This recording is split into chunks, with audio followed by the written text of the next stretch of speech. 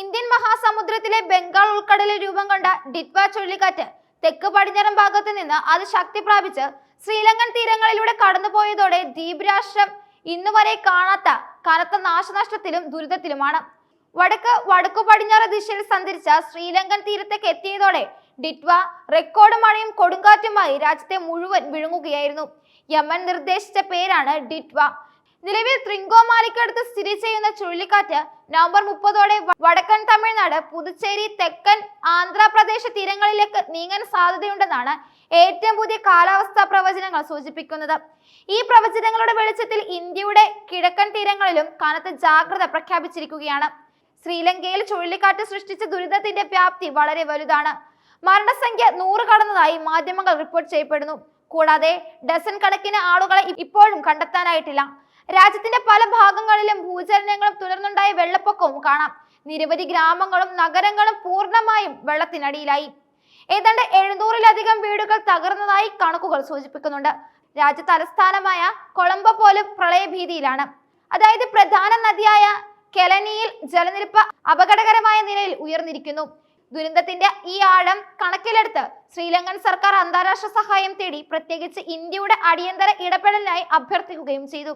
കൊളംബോയിൽ നങ്കൂരമിട്ടിരുന്ന Indian യുദ്ധക്കപ്പലായ INS വിക്രാന്തിന്റെ വിമാനങ്ങളും ഹെലികോപ്റ്ററുകളും രക്ഷാദൌത്യങ്ങൾക്കായി ഉപയോഗിക്കാൻ അനുമതി നൽകണമെന്ന് ലങ്കൻ അധികൃതർ ഇന്ത്യൻ ഹൈക്കമ്മീഷന് കത്ത് നൽകിയിട്ടുണ്ടായി. ഇന്ത്യ ഈ അടിയന്തര അഭ്യർത്ഥനയോട് വളരെ വേഗത്തിലും സമഗ്രവുമായും പ്രതികരിച്ചു.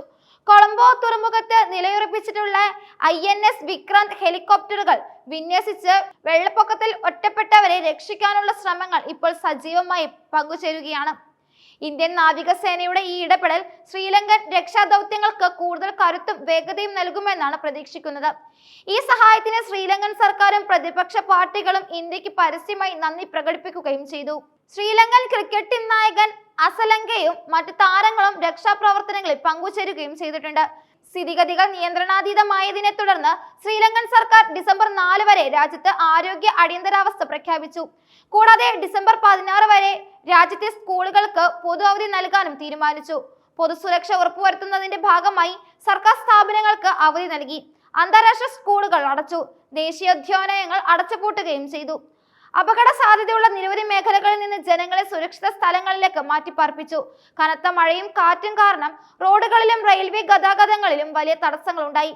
രാവിലെ 6 മണി മുതൽ ട്രെയിൻ സർവീസുകൾ നിർത്തിവെച്ചിരിക്കുകയാണ്. കൊളംബോ വിമാനത്താവളത്തിൽ വിമാനങ്ങൾ ഇറങ്ങാൻ കഴിയാത്ത സാഹചര്യമുണ്ടായാൽ ആ വിമാനങ്ങൾ കേരളത്തിലെ തിരുവനന്തപുരം അല്ലെങ്കിൽ കൊച്ചി വിമാനത്താവളങ്ങളിലേക്ക് തിരിച്ചുവിടാനും അധികൃതർ തീരുമാനമെടുത്തു. മത്സ്യത്തൊഴിലാളികൾ കടലിൽ പോകുന്നത് കർശനമായി നിരോധിക്കുകയും ജനങ്ങൾക്ക് കൃത്യമായ മുന്നറിയിപ്പുകൾ നൽകുകയും ചെയ്തു. ചുഴലിക്കാറ്റ് ഇന്ത്യൻ തീരത്തേക്ക് നീങ്ങാൻ സാധ്യതയുള്ളതിനാൽ വടക്കൻ തമിഴ്നാട്, പുതുച്ചേരി, തെക്കൻ ആന്ധ്രാപ്രദേശ് തീരങ്ങളിൽ ഇന്ത്യൻ കാലാവസ്ഥാ വകുപ്പ് കനത്ത ജാഗ്രതാ നിർദ്ദേശം നൽകിയിരിക്കുകയാണ്. ചുഴലിക്കാറ്റിന്റെ സ്വാധീന ഫലമായി തമിഴ്നാട്ടിലെ ഡെൽറ്റ ജില്ലകളിലും മറ്റ് തീരദേശ മേഖലകളിലും മഴ തുടങ്ങി. തമിഴ്നാട്ടിലും ആന്ധ്രയിലും ശക്തമായ മഴയും മണിക്കൂറിൽ 60 മുതൽ 90 കിലോമീറ്റർ വരെ വേഗതയിൽ കാറ്റും വീശിയേക്കാം.